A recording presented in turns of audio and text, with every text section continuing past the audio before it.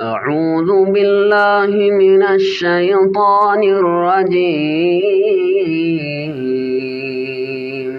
بسم الله الرحمن الرحيم. وإذ قال إبراهيم رب اجعل هذا البلد آمنا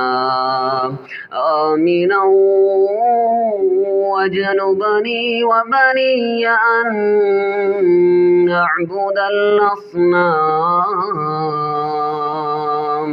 رب إنهن أضللن كثيرا من الناس فمن تبعني فإنه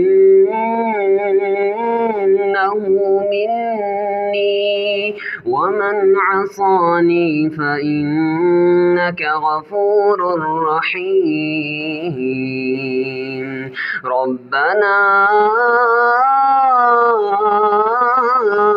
إني أسكنت من ذريتي بواد غير ذي زرع عند بيتك المحرم ربنا ليقيموا الصلاة فاجعل أفئدة من الناس تهوي إليهم وارزقهم من الثمرات لعلهم يشكرون. ربنا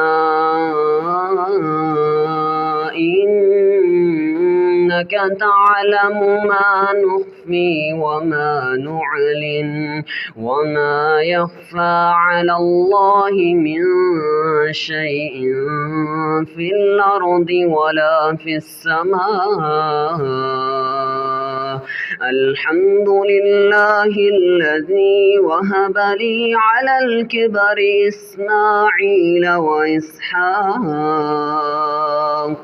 إن ربي لسميع الدعاء. رب اجعلني مقيم الصلاة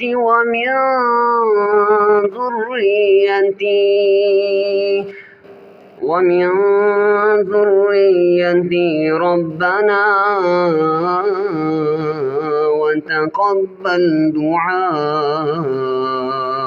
ربنا اغفر لي ولوالدي وللمؤمنين ويوم يقوم الحساب.